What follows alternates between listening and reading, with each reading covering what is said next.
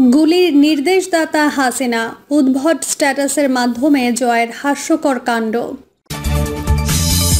এবং সর্বশেষ জানাবো অন্তর্ঘাতে রক্তাক্ত বিএনপি, ভেতরে বাইরে তীব্র প্রতিক্রিয়া। এতক্ষণ শুনছিলেন সংবাদ শিরোনাম, এবার বিস্তারিত। গুলির নির্দেশদাতা হাসিনা, উদ্ভট স্ট্যাটাসের মাধ্যমে জয়ের হাস্যকর কাণ্ড। সন্তানরা সবসময় বাবা মায়ের কাছ থেকে লাভ করেন নৈতিক শিক্ষা। বাবা মায়ের আচার আচরণের স্বভাবের 80% সন্তানের মধ্যে বিদ্যমান থাকে, এমনটি বলে বিজ্ঞান। তবে ফ্যাসিস্ট হাসিনা পুত্র জয় যেন সেই ধারণাকে ভুল প্রমাণ করতে বসেছেন। তার মধ্যে যে মায়ের গুণ চলে গেছে 100তে 100%। কথায় আছে না, চোরের মায়ের বড় গলা, এখানে যেন কথাটা একটুখানি বিপরীত হবে। চোরের ছেলের বড় গলা। মা হাসিনা এইদিকে 24-এর গণঅভ্যুত্থানের সরাসরি গুলি চালানোর নির্দেশ দিয়েছে, যার অডিও বার্তার প্রমাণ পেয়েছে আন্তর্জাতিক গণমাধ্যম বিবিসি। এবার ফ্যাসিস্ট হাসিনার উগ্র ছেলে জয় এই বিষয়টি নিয়েই উদ্ভট মন্তব্য করে বসেছেন। জয় বলে কিনা এটা অন্য প্রেক্ষাপটের অডিও, যা চরম হাস্যকর। সামাজিক মাধ্যম ফেসবুকে দেওয়া এক পোস্টে তিনি লেখেন, বিবিসিতে প্রচারিত অডিও রেকর্ড হলো 2016 সালের 1 জুলাইয়ের। সেদিন গুলশানের হলি আর্টিসান বেকারিতে জঙ্গি দমনের অপারেশন থান্ডারবোল্ট পরিচালিত হয়েছিল। 2016 সালের জঙ্গি দমনের নির্দেশনাকে বিশ্ব বাটপার ইউনুস গং 2024 সালের অডিও হিসেবে বিবিসিকে গলাৎকরণ করিয়েছে। বিবিসির জন্য লজ্জা। আন্তর্জাতিক গণমাধ্যমটিকে জড়িয়ে বর্তমান অন্তর্বর্তী সরকার প্রধান ডক্টর মোহাম্মদ ইউনুসকে নিয়েও বাজে মন্তব্য করেন ফ্যাসিস্ট হাসিনা পুত্র। যদিও জয়ের সেই পোস্ট বেশিক্ষণ স্থায়ী হয়নি তার ভেরিফাইড ফেসবুক আইডিতে। মা হাসিনা যেমন 1400 মানুষকে হত্যা করে চোরের মতো লেজ গুটিয়ে পালিয়েছে, জয়ও তেমনই নিমিষেই পোস্টটি ডিলিট করে দিয়েছেন। এরপর নতুন করে আবার গত রাতে একটি স্ট্যাটাস দিয়েছেন, যেখানে তার কথায় ভিন্ন সুর লক্ষ্য করা যায়। এবার তিনি একটি ভিডিও পোস্ট করে ক্যাপশনে লিখেছেন, বিবিসি তাদের প্রতিবেদন থেকে যেসব প্রমাণ বাদ দিয়েছে।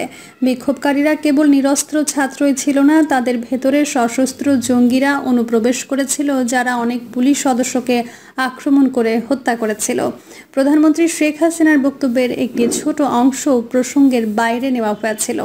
এ যেন পুরোপুরি শাক দিয়ে মাছ ঢাকার মতো অবস্থা। বাংলাদেশের আম পাবলিক খুব ভালো করেই জানে, 24-এর গণঅভ্যুত্থানের সময় পুলিশ ছাড়া যেসব ব্যক্তিদের অস্ত্র হাতে দেখা গেছে, তারা হাসিনার পোষা মানুষ নামধারী নিষিদ্ধ ছাত্রলীগের নেতাকর্মী। হাসিনার পাচাটার সবচেয়ে বড় চামচা ওবায়দুল কাদেরের প্রকাশ্য নির্দেশে অস্ত্র হাতে রাস্তায় নেমেছিল ছাত্রলীগ নামধারী সেই হায়নার দল। নির্বিচারে নিরীহ নিরস্ত্র জনসাধারণের ওপর মুহুর্মুহু গুলি চালায় এসব অস্ত্রধারী কুলাঙ্গারেরা।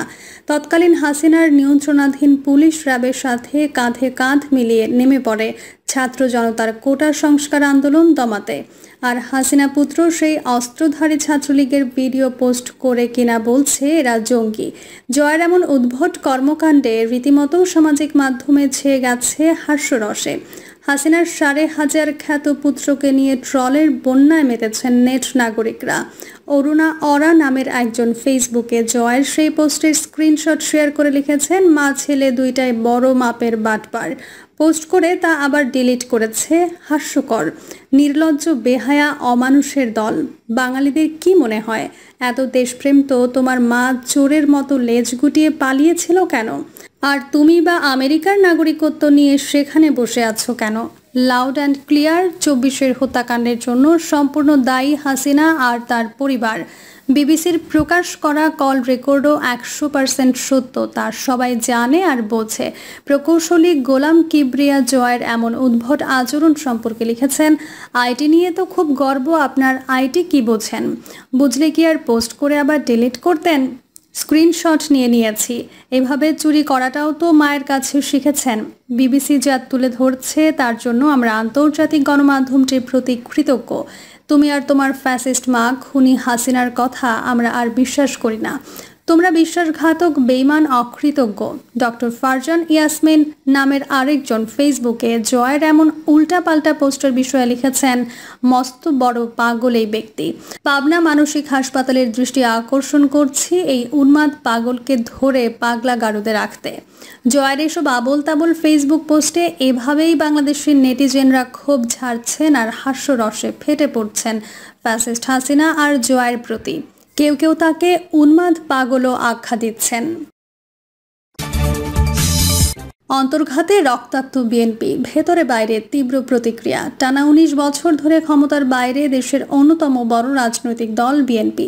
আগামী বছর জাতীয় সংসদ নির্বাচনের সংখ্যাগরিষ্ঠতা পেলে সরকার গঠন করতে পারে তারা। কিন্তু গত ৫ আগস্ট আওয়ামী লীগ সরকার পতনের পর একের পর এক অন্তর্ঘাতে রক্তাক্ত বিএনপি ও অঙ্গ সহযোগী সংগঠনের নেতাকর্মীদের চাঁদাবাজি, খুন, ধর্ষণ সহ নানান ধরনের অপরাধের ঘটনায় ক্ষুব্ধ দলটির সাধারণ নেতাকর্মী, শিক্ষার্থী ও আম জনতা। গত জানুয়ারি থেকে জুন ৬ মাসে ৫২৯টি রাজনৈতিক সহিংসতার ঘটনায় অন্তত ৭৯ জন নিহত হয়েছেন, আহত হয়েছেন ৪,১২৪ জন। এর মধ্যে ৪৪৫টি বিএনপির অন্তর্কোন্দল এবং বিএনপির সঙ্গে অন্যান্য রাজনৈতিক দলের বলে মানবাধিকার সংগঠন হিউম্যান রাইটস সাপোর্ট সোসাইটির ষান্মাসিক মানবাধিকার পর্যবেক্ষণ প্রতিবেদনে বলা হয়েছে। গত সোমবার বাংলাদেশের মানবাধিকার পরিস্থিতি জানুয়ারি থেকে জুন ২০২৫ শীর্ষক প্রতিবেদন প্রকাশ করে HRSS। সর্বশেষ গত বুধবার পুরান ঢাকার মিডফোর্ট হাসপাতালের সামনে প্রকাশ্যে ব্যবসায়ী লালচাঁদ সোহাগকে হত্যা করেন যুবদল, স্বেচ্ছাসেবক দল এবং ছাত্র দলের নেতাকর্মীরা। হত্যার প্রতিবাদে শিক্ষার্থীরা শুক্রবার রাতে দেশের বিভিন্ন বিশ্ববিদ্যালয় ও কলেজ ক্যাম্পাসে বিক্ষোভ করেন। এই সময় তারা বিএনপির ভারপ্রাপ্ত চেয়ারম্যান তারেক রহমান এবং অঙ্গ ও সহযোগী সংগঠনের বিরুদ্ধে স্লোগান দেন। সোহাগ হত্যাকাণ্ডের নেতৃত্ব দেন রাজধানীর চকবাজার থানা যুবদলের সদস্য সচিব পদপ্রার্থী মাহমুদুল হাসান মহিন এবং একই থানা ছাত্রদলের সদস্য সচিব অপু দাস। প্রত্যক্ষদর্শীরা জানান, অর্ধ শতাধিক লোক এই হামলায় অংশ নেয়। এর মধ্যে রিয়াজ, সজীব, নান্নু, লম্বা মনির এবং ছোট মনির এই ৫ জন মিলে সোহাগের মাথা থেতলে মৃত্যু নিশ্চিত করে। তারা সবাই মহিনের ঘনিষ্ঠ অনুসারী। আইন শৃঙ্খলা রক্ষাকারী বাহিনী সূত্রে জানা গেছে, হত্যাকাণ্ডে জড়িত মূল হোতা মহিন। চকবাজার থানার ৩০ নম্বর ওয়ার্ড ছাত্র দলের সিনিয়র যুগ্ম আহ্বায়ক তারেক রহমান রবিন এবং মোহাম্মদ টিটন গাজীকে গ্রেফতার করে পুলিশ।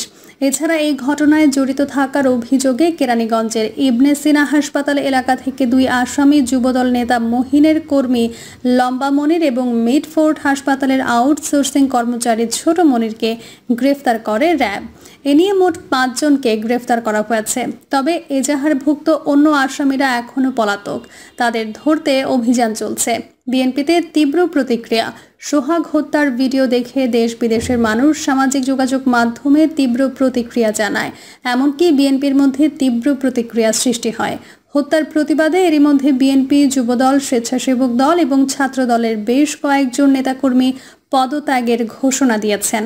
সাবেক ছাত্রদল নেতা মামুন খান সরাসরি সামাজিক মাধ্যমে ভিডিও বার্তায় বলেন, ২৪ ঘন্টার মধ্যে অপরাধীদের কমিটি ভেঙে না দিলে আমরা গুলশানের চেয়ারপারসনের রাজনৈতিক কার্যালয় অভিমুখে মার্চ করব। হত্যাকাণ্ডের ঘটনায় উদ্বেগ প্রকাশ করে তীব্র নিন্দা জানিয়েছেন বিএনপির মহাসচিব মির্জা ফখরুল ইসলাম আলমগীর।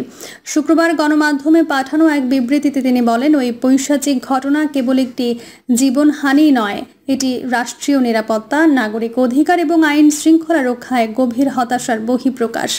আমাদের সংগঠনের নীতি, আদর্শ এবং রাজনীতির সঙ্গে সন্ত্রাস এবং বর্বরতার কোনো সম্পর্ক নেই। অপরাধী যেই হোক, তার স্থান কখনোই আইন ও ন্যায় বিচারের ঊর্ধ্বে হতে পারে না।